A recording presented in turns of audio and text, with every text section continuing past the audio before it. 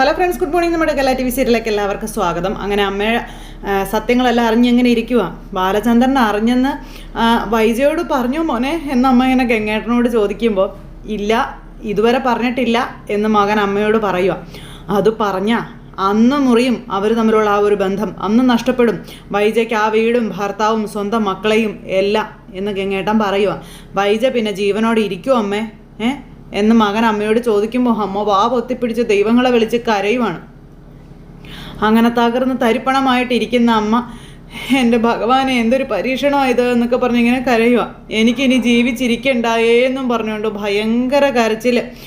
അപ്പം ഞാൻ എന്നതൊക്കെ ഈ കേൾക്കുന്നതെന്നൊക്കെ ചോദിച്ച് ഭയങ്കര കരച്ചിൽ. അത് കണ്ട് മകനും ഇങ്ങനെ ആകെ സങ്കടപ്പെട്ട് അങ്ങനെ ഇരിക്കുക. അപ്പോഴും കുട്ടി ആരാണെന്നുള്ള കാര്യം പറയുന്നില്ല. എല്ലാം അറിഞ്ഞു വെച്ചിട്ടാണ് ബാലചന്ദ്രൻ ഈ കളി മുഴുവൻ കളിക്കുന്നത് അമ്മേ എന്ന് ഗംഗേട്ടൻ പറയുന്നു. അപ്പോൾ ആ ബാലചന്ദ്രനെ തകർക്കാൻ വൈജ നോക്കിയാൽ നടക്കുമോ? ബാലചന്ദ്രൻ ഒരൊറ്റ വാക്കു മതി അവളെ നിലംപരിശാക്കാനെന്ന കാര്യവും ഗംഗേട്ടൻ ഇങ്ങനെ പറയുന്നു. അതവൻ ബോംബ് പോലെ സൂക്ഷിച്ചു വെച്ചിരിക്കുകയാണ് ഉള്ളിൽ എന്ന കാര്യവും പറഞ്ഞു. ഇനി ബാലൻ്റെ അടിമ ഇവരെല്ലാവരും. വൈജയുടെ അഹങ്കാരവും കലിതുള്ളലും അർമാദവും ഒക്കെ അതിൻ്റെ ഉച്ചിയിലെത്തുമ്പോൾ പൊട്ടിക്കാനായിട്ട് ഇരിക്കുകയാണ് എന്ന് ഗംഗേട്ടൻ ഇങ്ങനെ പറയുന്നു. അമ്മയാണ് ഇതൊക്കെ കേട്ടിട്ടിയോ എന്നും പറഞ്ഞ് ഇന്ന് കരയുന്നു. അപ്പോൾ അവൾ എന്താ ചെയ്യേണ്ടത്? താഴണം, അടങ്ങണം, ഒതുങ്ങണം.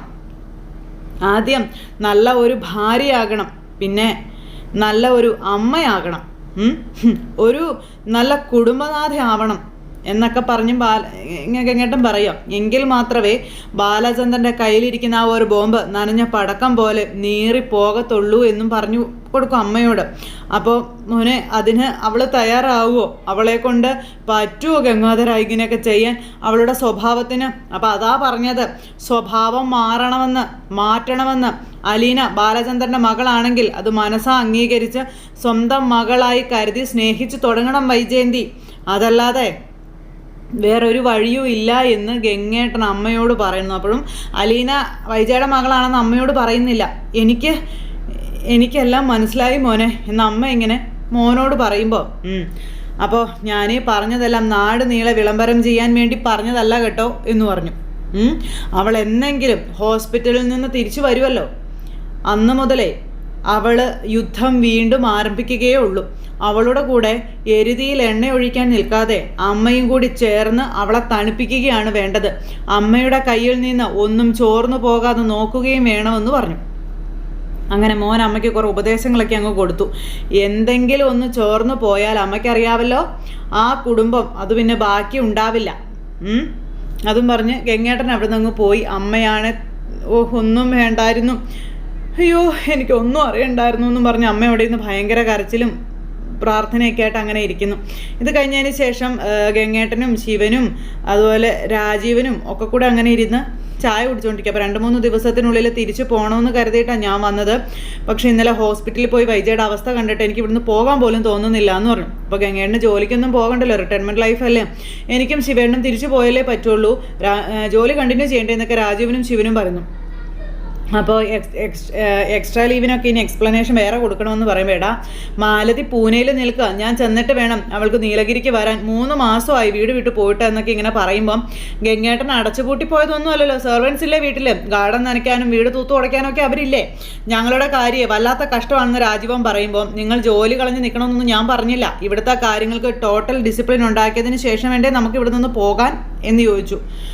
അപ്പോൾ അത് ഗംഗേട്ടൻ നോക്കിയാലേ നടക്കത്തുള്ളൂ. ബാലചന്ദ്രനുമായിട്ട് സംസാരിക്കാൻ ഗംഗേട്ടൻ തന്നെയാണ് നല്ലത്, അതുപോലെ തന്നെ വൈജയായിട്ടും അത് അങ്ങനെ തന്നെ വേണമെന്ന് പറഞ്ഞു. അപ്പോൾ താടിയലിൻ്റെ ഭാഗത്തെ സർജറി കഴിഞ്ഞതോടെ അവൾക്ക് സംസാരിക്കാവുന്നതായിട്ടുണ്ട്, അതും തീരെ പതുക്കെ. അപ്പോൾ ഹെവി ബാൻഡേജും ക്ലിപ്പിങ്ങും ഒക്കെ മാറ്റിയല്ലോ.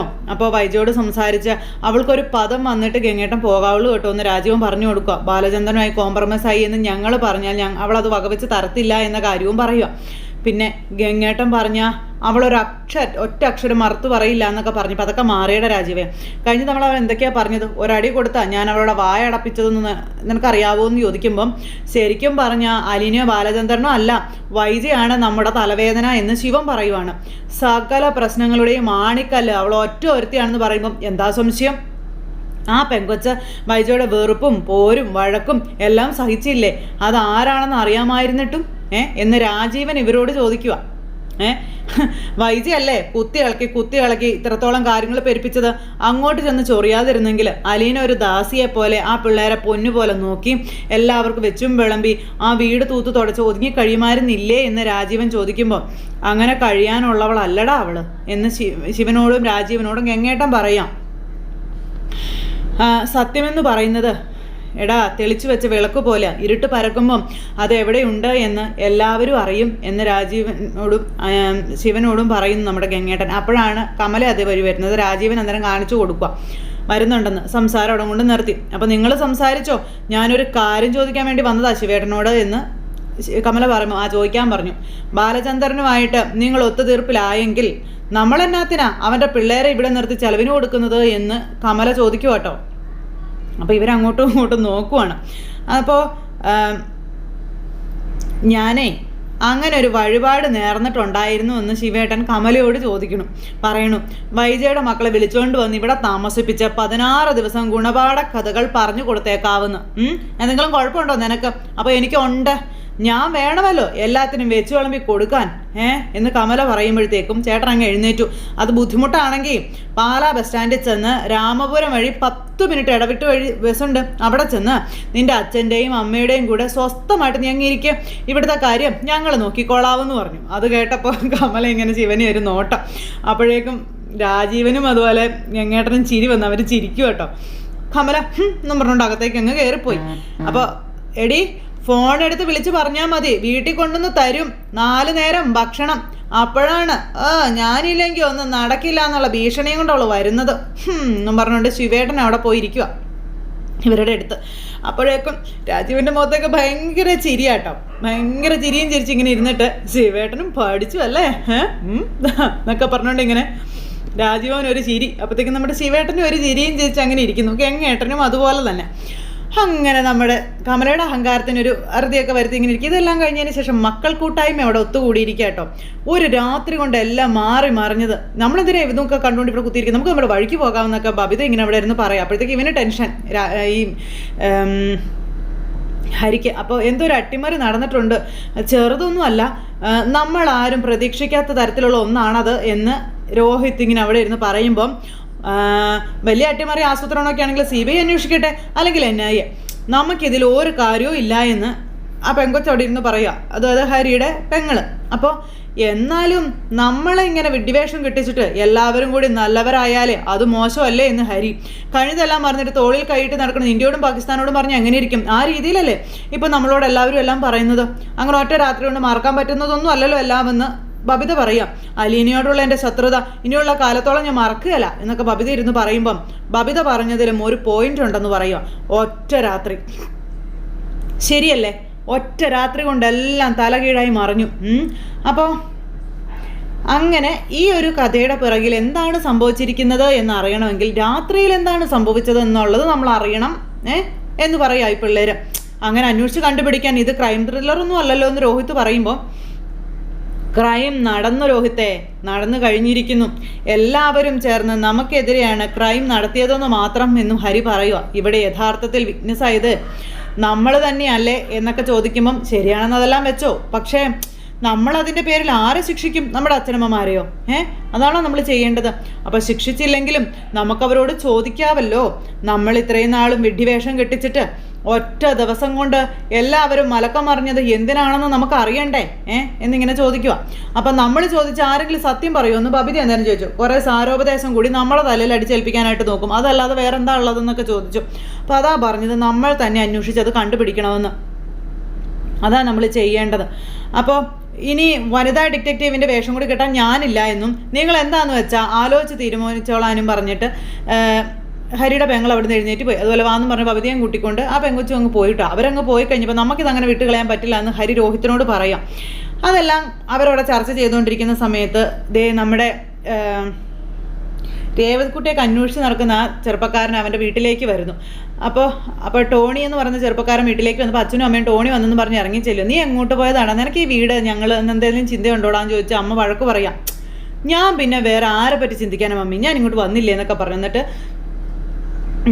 പോയ നാട്ടിലെ വിശേഷങ്ങളും അതുപോലെ ടൂർ വിശേഷങ്ങളും ഒക്കെ അച്ഛനോടും അമ്മയോടൊക്കെ പറയും കേട്ടോ. അങ്ങനെ മകൻ പോയി വന്നിരിക്കുമ്പം അച്ഛൻ വന്നിരുന്ന് മകനെ ആരോ അന്വേഷിച്ച് വിളിച്ച കാര്യത്തെപ്പറ്റി പറയാം. നിന്നെ വിളിച്ചായിരുന്നു, അപ്പോൾ വിളിച്ചാളുടെ പേര് പറഞ്ഞില്ലേന്ന് ചോദിച്ചപ്പോൾ ഇല്ല പറഞ്ഞില്ല, ഒരു പെണ്ണാ വിളിച്ചതെന്ന് പറഞ്ഞു. അപ്പോൾ ഇവരിങ്ങനെ ആകാംക്ഷയോടെ നിൽക്കുക, അതായത് അമ്മ ആരാടാന്ന് ചോദിച്ചു. അപ്പോൾ എനിക്കറിയില്ല എന്ന് പറയും. ടോണിയുമായി ഒരു ബിസിനസ്സുകാരും സംസാരിക്കാനാണെന്ന് മാത്രം പറഞ്ഞു, പേരൊന്നും പറഞ്ഞില്ല എന്നും പറഞ്ഞു. അപ്പോൾ ഊരും പേരും പറയാത്തവരുടെ ഫോണ് അപ്പോൾ തന്നെ കട്ട് ചെയ്യണ്ടേ പപ്പ, എന്തിനാ വിളിച്ചത്, പേര് പോലും പറയാത്തവരായിട്ട് നമുക്ക് എന്താ ഇപ്പോൾ ബിസിനസ് തുടങ്ങാനുള്ളതെന്ന് ചോദിച്ചു. അപ്പോൾ അങ്ങനെ ഇവർ രണ്ടുപേരും കൂടി ഇങ്ങനെ ഇതിനെപ്പറ്റിയൊക്കെ സംസാരിക്കുമ്പം അത് ബിസിനസ് കാര്യത്തിനൊന്നും വിളിച്ചതല്ല, മറ്റെന്തോ ദുരുദ്ദേശമായിട്ട് വിളിച്ചതാണെന്ന് ടോണി അച്ഛനോടും അമ്മയോടും പറയാം. അപ്പോഴത്തേക്കും അമ്മ എവിടെയെന്ന് പറഞ്ഞു, ഇനി അവരുടെ കാര്യം പറഞ്ഞു വല്ലതും ആയിരിക്കുമെന്ന്, അതായത് വിവാഹം കഴിച്ചിരുന്ന പെണ്ണിനെ പറ്റി. അപ്പോൾ അമ്മ പറയണം, ഇനി ഞാൻ ഒരിക്കലും അവളെ എൻ്റെ വീട്ടിൽ കയറ്റത്തില്ല എന്ന്. അപ്പം തിരിച്ചു കൊണ്ടുവരാൻ വേണ്ടിയിട്ടാണ് മമ്മി ഞാൻ അവളുടെ വീട്ടിൽ കൊണ്ടുപോയി വിട്ടത്, ആണോ എന്ന് മോൻ അമ്മയോട് ചോദിക്കാം. അതിൻ്റെ കാരണവും ഞാൻ അവരോട് പച്ചയ്ക്ക് പറഞ്ഞതല്ലേ എന്ന് ചോദിച്ചു. പിന്നെ ജീവനുള്ള കാലത്തോളം ഞാൻ ഇനി എൻ്റെ തീരുമാനം മാറ്റുമോ എന്ന് മകൻ അമ്മയോട് ചോദിക്കുക. എന്നിട്ട് മകൻ ഭയങ്കര വയലൻ്റ് ആയ ഒരു ഇതിലിങ്ങനെ ഇരിക്കുക കേട്ടോ. അത് പറഞ്ഞു മോൻ അവിടെ നിന്ന് അങ്ങ് പോയി. കുറച്ച് കഴിഞ്ഞപ്പോഴത്തേക്ക് ഈ ടോണിയുടെ വീട്ടിലേക്ക് നമ്മുടെ രേവതിക്കുട്ടിയും അതുപോലെ മാമച്ചായനും കൂടെ വന്നു. അപ്പോൾ വണ്ടിയിൽ വന്ന് ഇറങ്ങിക്കഴിഞ്ഞപ്പോൾ രേവതിക്കുട്ടി മാമച്ചായനോട് ഞാൻ പറഞ്ഞതൊക്കെ ഓർമ്മയുണ്ടല്ലോ അല്ലേ, കാര്യങ്ങളൊക്കെ വിശദമായി ചോദിച്ചറിയണം കേട്ടോ എന്നൊക്കെ പറഞ്ഞു. അപ്പോൾ ചോദിക്കാം, അറിയാൻ പറ്റുമോ ഇല്ലെന്ന് തീർച്ചയില്ല, അതവർ പറയുന്ന മറുപടി പോലെ ഇരിക്കും എന്ന് മാമച്ചായൻ പറയുമ്പം ഞാനൊരുപാട് വർത്തമാനം പറയുന്നത് ചോദിക്കുന്നതൊന്നും ശരിയാവില്ലല്ലോ, അഹങ്കാരിയാണെന്ന് അവർക്ക് തോന്നുമെന്ന് പറയുമ്പം എന്താ അതിൽ ഇത്ര തെറ്റാ, നീ അത് തന്നെയാണല്ലോ എന്ന് മാമച്ചായൻ പറഞ്ഞത്. ഞങ്ങളെ ബെല്ലടിക്കുക എന്നും പറഞ്ഞങ്ങനെ അവർ രണ്ടുപേരും കൂടെ അകത്തേക്ക് കയറി ചെല്ലുന്നു. അപ്പോൾ ആരാ എന്താ മനസ്സിലായില്ല എന്നൊക്കെ ഇങ്ങനെ ടോണിയുടെ പപ്പ. അപ്പോൾ ഞാൻ മാമച്ചൻ, അപ്പോൾ ഞങ്ങൾ നേരത്തെ ഇങ്ങോട്ട് വിളിച്ചിട്ടുണ്ട്, ഫോണിൽ സംസാരിച്ചിട്ടുണ്ടെന്നൊക്കെ രേവതിക്കുട്ടി പറയാം. ശരി ശരി കയറി വരാൻ പറഞ്ഞു, ഇരിക്കാൻ പറഞ്ഞു. അങ്ങനെ ഇവരവിടെ ഇരിക്കുന്നു. അപ്പോൾ അതെ അങ്ങോട്ട് ടോണിയുടെ അമ്മ വന്നു, ടോണിയുടെ മമ്മി വന്നു കഴിഞ്ഞപ്പോഴത്തേക്കും ഇവർ കണ്ടു. അപ്പോൾ ആരാ എന്താണെന്നൊന്നും അറിയത്തില്ലല്ലോ. വിളിച്ചായിരുന്നോ എന്ന് ചോദിച്ചു. ടോണി എഴുന്നേറ്റില്ലേ? ഇല്ല വിളിച്ചില്ല. അല്ല എഴുന്നേറ്റില്ല, വിളിക്കണമെന്ന് ചോദിച്ചു. അപ്പോൾ എന്തെങ്കിലും അത്യാവശ്യം ഉണ്ടെങ്കിലേ വിളിക്കാവൂ എന്ന് പറഞ്ഞിട്ടല്ലേ കിടന്നത് എന്നിങ്ങനെ മമ്മി പറയുമ്പം ഞങ്ങൾ വന്നത് ഒരു അത്യാവശ്യ കാര്യത്തിന് വേണ്ടിയിട്ട് ആൻറ്റി എന്നിങ്ങനെ നമ്മുടെ രേവതിക്കുട്ടി പറയുമ്പോൾ അമ്മ ഒന്നും മിണ്ടാതെ അകത്തേക്ക് കയറിപ്പോയി ടോണിയെ വിളിക്കാനായിട്ട്. അപ്പോൾ ടോണി ഇവരുടെ അടുത്തേക്ക് വരും കേട്ടോ. അപ്പോൾ എന്നെ കാണാൻ വന്നതാണോ എന്ന് ടോണി ചോദിച്ചു. അപ്പോൾ അതേന്ന് പറഞ്ഞു ടോണി വന്നിട്ട്. ഒരു കാര്യം സംസാരിക്കാൻ വേണ്ടിയിട്ടാട്ടോ. അപ്പോൾ എനിക്ക് നല്ല പരിചയം തോന്നുന്നില്ലല്ലോ, ആരാന്നൊക്കെ ചോദിച്ചു. അപ്പോൾ ഇങ്ങനെയൊക്കെയല്ലേ പരിചയപ്പെടുന്നത്? അയ്യോ അതിന് കുഴപ്പമൊന്നുമില്ല കേട്ടോ, പക്ഷേ അതിനൊരു കാരണം വേണമല്ലോ. അപ്പോൾ ടോണിയോട് ഫോണിൽ സംസാരിച്ചു എന്ന് പറഞ്ഞിട്ട് നിങ്ങളാണോ പാലാരി വട്ടത്തൊന്ന് ഫോണിൽ വിളിച്ചതെന്ന് ചോദിക്കുമ്പം അതെ ഞങ്ങളുടെ വീട് അവിടെയാണ് എന്ന് മാമച്ചായൻ അവരോട് പറയുകയും ചെയ്തു. അപ്പോൾ ഫോണിൽ കേട്ടപ്പോൾ നിന്റെ സ്വരം പോലെ അല്ലല്ലോ തോന്നിയത് എന്നൊക്കെ ഇങ്ങനെ പറഞ്ഞപ്പം അയ്യോ ഞാനല്ല ആൻറ്റിയാ വിളിച്ചത് എന്ന് രേവതിക്കുട്ടി പറഞ്ഞു. എനിക്ക് നിങ്ങളാരെയും പരിചയമില്ല കേട്ടോ, പിന്നെന്തിനാ നിങ്ങൾ കുടുംബത്തോടെ എന്നെ അന്വേഷിക്കുന്നതെന്ന് ചോദിക്കുമ്പം അയ്യോ അല്ല ഞാൻ പറഞ്ഞില്ലേ ഒരു പ്രത്യേക കാര്യം സംസാരിക്കാൻ വേണ്ടിയിട്ടാണെന്ന്. അപ്പോൾ ഇവർ അങ്ങോട്ടും ഇങ്ങോട്ടും ഇങ്ങനെ നോക്കിയിരിക്കുക. പ്രത്യേക കാര്യമോ? അതെന്താ കാര്യമാണ്?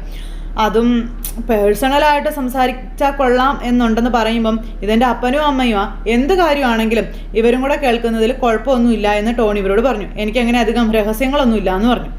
പക്ഷേ ഞങ്ങൾക്കൊരു ചെറിയ രഹസ്യം പറയാനുണ്ട് എന്നിങ്ങനെ മാമച്ചായം പറയുമ്പോൾ ഇവർ രണ്ടുപേരും കൂടി ഇങ്ങനെ അങ്ങോട്ടും ഇങ്ങോട്ടും നോക്കുന്നു. തൽക്കാലം എന്തായാലും കോൺഫിഡൻഷ്യലായിട്ട് ഈ കാര്യം ഒന്ന് സംസാരിക്കണം, അതിനുവേണ്ടി മാത്രം കേട്ടോ ഇത്രയും ദൂരം യാത്ര ചെയ്ത് ഞങ്ങൾ ഇങ്ങോട്ട് വന്നത് തന്നെ എന്നിങ്ങനെ നമ്മുടെ മാമച്ചായം പറയുമ്പോൾ ടോണി ഇങ്ങനെ ആലോചിക്കുക വേണോ വേണ്ടയോ എന്ന്. അപ്പോഴത്തേക്കും അമ്മയും അച്ഛനും കൂടി പരസ്പരം അങ്ങോട്ടും ഇങ്ങോട്ടും നോക്കുന്നു. അതെന്താ ഇത്ര ഇതായിട്ട് സംസാരിക്കാനുള്ളത്? അപ്പോൾ മാമച്ചായൻ പ്ലീസ് ഒന്ന് ഇങ്ങനെ പറഞ്ഞ് വളരെ താഴ്മയായിട്ട് ഇങ്ങനെ നിൽക്കുന്നു. എന്തായാലും ടോണി അതിന് മനസ്സ് വെക്കുക എന്നുള്ളതൊക്കെ അടുത്ത എപ്പിസോഡിൽ കണ്ടറിയാം. അപ്പോൾ എല്ലാവർക്കും നല്ലൊരു ദിവസം ആശംസിക്കാം കേട്ടോ. എല്ലാവരുടെയും സപ്പോർട്ടിനും സ്നേഹത്തിനും ഒരുപാട് നന്ദി അറിയിക്കുന്നു. അടുത്ത സൂപ്പർ ഹിറ്റ് കഥയുമായി കാണുന്നത് വരെ എല്ലാവർക്കും നന്ദി. See again, take care, bye bye, Tata.